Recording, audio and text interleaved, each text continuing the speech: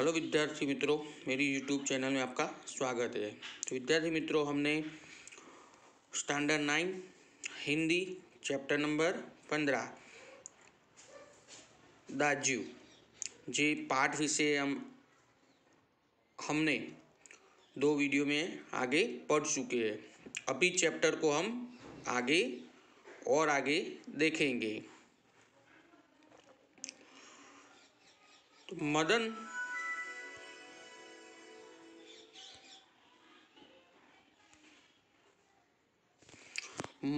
पूर्ववत काम करने लगा। दूसरे दिन कैफे जाते हुए अचानक ही जगदीश बाबू की भेंट बचपन के सहपाठी हेमंत से हो गई। कैफे में पहुंचकर जगदीश बाबू ने इशारे से मदन को बुलाया, परंतु उन्हें लगा जैसे वह उनसे दूर दूर रहने का प्रयत्न कर रहा हो। दूसरी बार बुलाने पर ही मदन आया।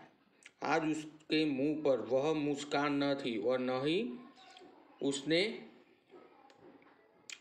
क्या लाऊ दाजू कहा, यानी कि उसने जब जगदीश बाबू के सामने आया तो न मदन के मुंह पर मुस्कान थी, यानी कि स्माइल थी, और न ही उसने आज बड़े भाई कह के यानी कि दाजू कह के भी नहीं बुलाया।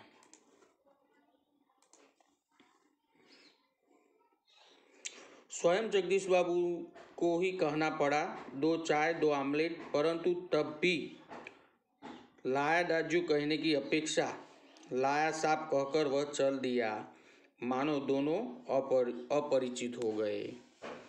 तो आज जब जगदीश बाबू ने कहा था मदन को कि बार बार क्या तुम दाजू दाजू बुला के तुम मेरी इंसल्ट कर रहे हो, तो तब से मदन को बुरा लग गया था।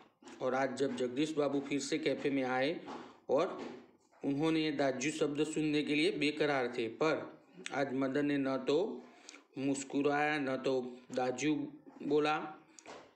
फिर जगदीश बाबू ने ऑर्डर दिया, तब भी मदन ने ऐसा भी नहीं बोला कि लाया दाजू यानी कि लाया बड़े भाई, ऐसी सुनने की अपेक्षा भी थी उनकी।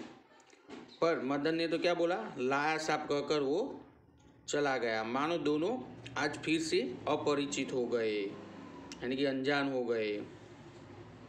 शायद पहाड़ या हेमंत ने अनुमान लगाकर पूछा। हाँ, रूखा सा उत्तर दे दिया जगदीश बाबू ने और वार्तालाप का विषय ही बदल दिया। मदन चाय ले आया था।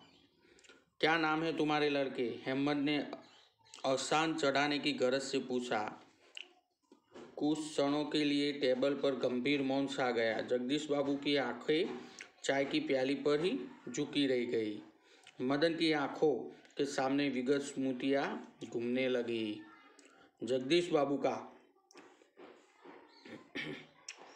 एक दिन ऐसे ही नाम पूछना, फिर दाजू आपने तो कल थोड़ा ही खाया, और एक दिन किसी की प्रेस्टीज का ख्याल नहीं रहता तुम्हें। तो जगदीश बाबू ने आंखें उठाकर मदन की ओर देखा और उन्हें लगा जैसे अभी वह ज्वालामुखी सा फूट पड़ेगा। हेमंत ने आग्रह के स्वर में फिर से दोहराया, यानी कि फिर से कहा, क्या नाम है तुम्हारा? तो बॉय कहते साहब मुझे। तो क्या जवाब दिया मदन ने?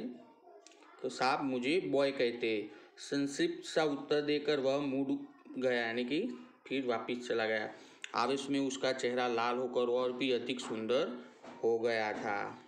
तो बच्चों देखो, पाठ के लगते कितने शब्दार्थ दिए।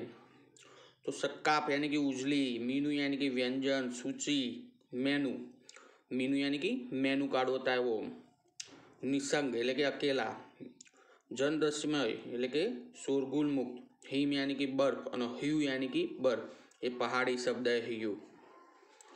अहम એટલે घमंड, प्रेस्टीज यानी कि इज्जत, वेदना यानी कि पीड़ा। तो बच्चों अभी पाठ के स्वाध्याय के लगते प्रश्न पूछे जाएंगे आपको, या फिर आपको प्रश्न के जवाब अच्छी तरह से लिखना है। तो बच्चों विद्यार्थी मित्रों, ये चैप्टर हमारा यहाँ पे समाप्त होता है। अस्तु।